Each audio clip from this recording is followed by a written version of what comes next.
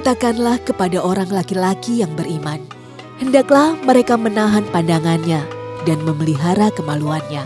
Yang demikian itu adalah lebih suci bagi mereka. Sesungguhnya Allah Maha mengetahui apa yang mereka perbuat. Quran Surat An-Nur ayat 30.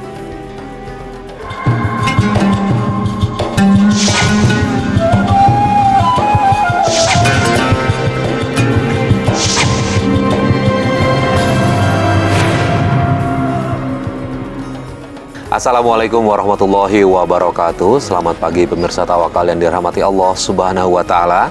Senang sekali saya Farid Hasan kembali menjumpai Anda dan pemirsa. Di studio sudah hadir bersama kami Ustadz Muhammad Ziyad dan juga seorang narasumber bernama Mbak Rara. Pemirsa, di awal tadi adalah tayangan di mana salah satu kisah yang menimpa Mbak Rara ketika dia memergoki suaminya berselingkuh, tapi di situ suaminya langsung menampar Mbak Rara. Dan Pak Ustadz, ini kalau dari lihat video tadi banyak terjadi ketika sudah tertangkap basah, sang suami langsung bereaksi, dia langsung memukul istrinya nih Pak Ustadz. Bismillahirrahmanirrahim.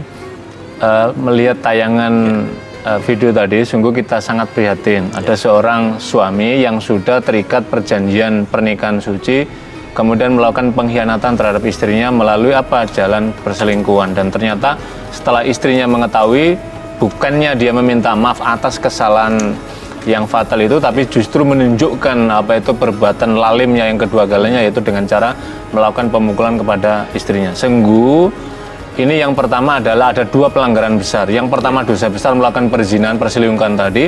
Yang kedua adalah dosa besarnya adalah melakukan pemukulan kepada istrinya, yang seharusnya justru dia harus meminta maaf pada istrinya, tapi justru sebaliknya. Inilah saya kira kadang-kadang orang-orang suami yang melakukan semacam ini, dia tidak memahami bahwa sesungguhnya Islam memuliakan seorang istri, Islam menjaga pernikahan, dan tidak boleh masing-masing ada pengkhianatan dalam suatu pernikahan yang suci itu.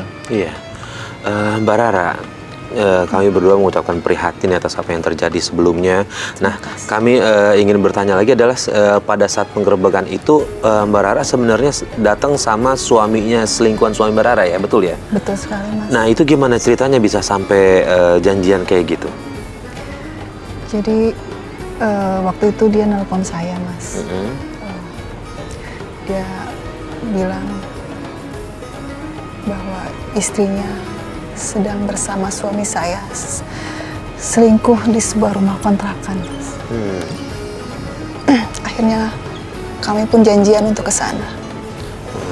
Sampai akhirnya seperti tadi di video itu. Sampai akhirnya ya kami melihat semuanya. Oke, gini, yang pertanyaan selanjutnya lagi nih, jadi pertanyaan dari saya adalah kenapa suami Mbak Rara itu begitu tega bisa melakukan itu gitu, perselingkuhan itu asal penyebabnya apa ya?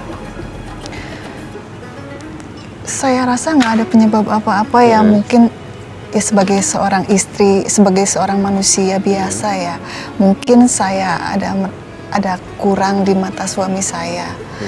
Tapi sejauh ini baik-baik aja sih rumah tangga kami. Mbak Rara nggak curiga sama sekali kalau dia selingkuh dengan tadinya nggak ada curiga. Iya. Nah, kecurigaan itu timbul setelah apa? Sebetulnya setelah dari awal pernikahan sih rumah tangga kami baik-baik aja ya, Mas. Tapi setelah ekonomi kami mulai membaik, dan kami bisa dibilang keuangan kami cukup lah ya. Sikapnya mulai berubah gitu. Mulai banyak perubahan dari suami saya. Oke, nah setelah ketahuan kemudian gimana sikap suami selain yang tadi langsung ambil tindakan kekerasan ya sama Mbak Rara ya, apalagi dia ada sikap yang apakah berubah atau justru lebih parah? Lebih parah, Mas. Lebih parah? Pernah dia, setelah kejadian itu pernah dia nggak pulang ke rumah selama 1 minggu, Mas. Dulu ya Mbak Rara ya, Pak Ustadz. Ini Pak Ustadz gimana nih Pak Ustadz berselingkuh, tapi dengan istri orang Pak Ustadz? Ini sangat berat sekali. Jadi hukumannya kalau di dalam Al-Quran itu dijelaskan ada istilah muhson.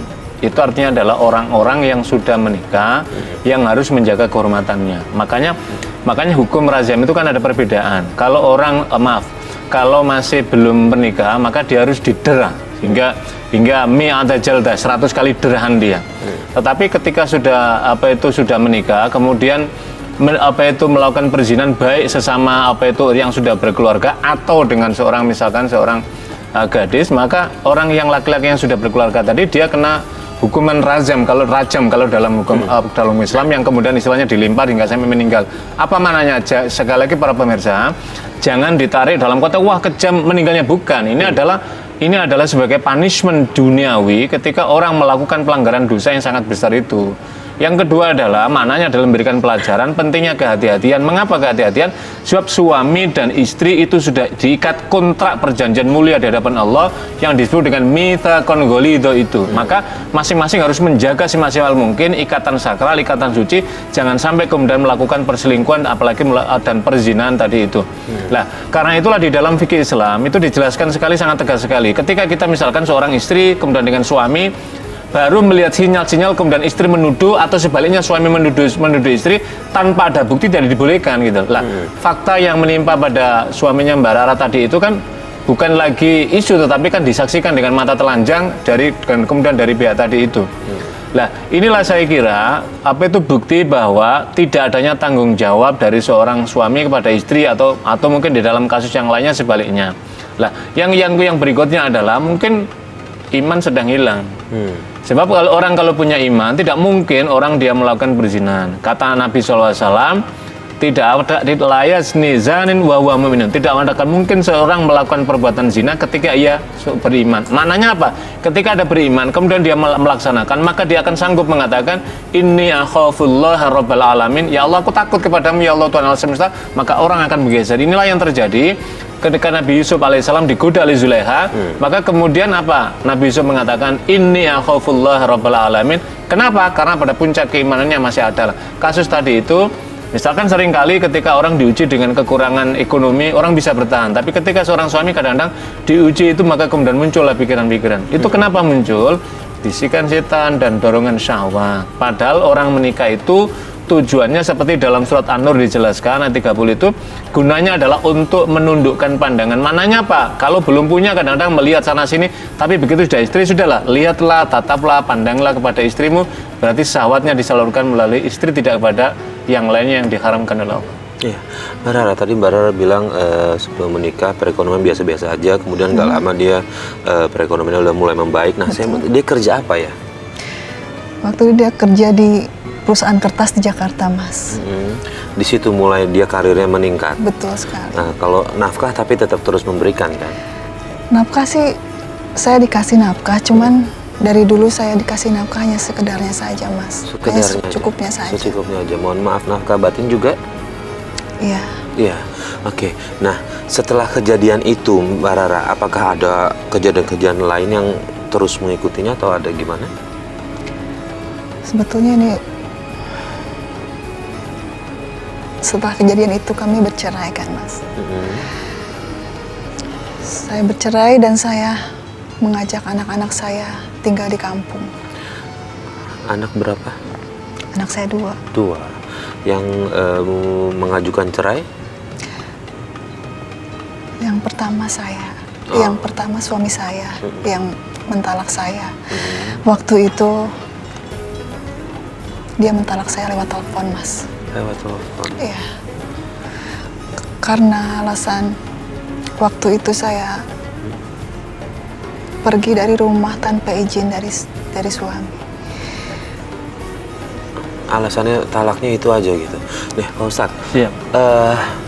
Suaminya menalak lewat telepon hanya karena alasan bahwa dia pergi dari rumah tanpa izin. Sementara tidak ada yang kasus-kasus sebelumnya itu diangkat-angkat lagi gitu, Pak Ustadz. Gimana ini, Pak? Jadi gini, soal mentalak misalkan melalui telepon atau temu langsung, sesungguhnya tidak ada persoalan di kalangan para ulama. Itu hanya soal media saja. Jadi intinya adalah suami telah mengucapkan talaknya kepada istrinya, yang dalam pandangan hukum Islam itu telah jatuh gitu loh. Memang ketika di pengadilan dinyatakan ya sebelum diketuk palu pengadilan sebenarnya belum jatuh, tetapi dalam konteks kita buka dalam fikih juga sesungguhnya ketika suami sudah menyatakan begitu dan apalagi memang ada niatan dan seterusnya, maka otomatis dengan jatuh dengan sendirinya ketika itu. Lah, kemudian akhirnya kan Mbak Rara kemudian mengajukan ke pengadilan tadi kan Nah itu namanya gugatan cerai. Gugatan cerai itu apa? Jadi memang hak otoritas talak itu ada pada seorang suami. Suami itu pengendali, makanya Al-Quran menjelaskan ar-rijalu qawwamuna 'alan nisa. Laki-laki itu pemimpin atas suaminya, atas istrinya, gunanya adalah sebagai pengendali rumah tangga. Lah ketika tadi talak, tetapi kan nggak jatuh ketika di pengadilan, maka kemudian Mbak Rara mengajukan, itu namanya kalau dihitung di dalam rumusan pengadilan itu namanya talak gugatan, atau dalam bahasa agama talak hulu. Lah ketika hakim memberikan pertimbangan, apalagi kayak kasus tadi itu, otomatis hakim itu udah, karena media nggak ada, udah jelas. Apalagi salah satu dari bukti kemungkinan terbesar yang dipertimbangkan oleh hakim itu adanya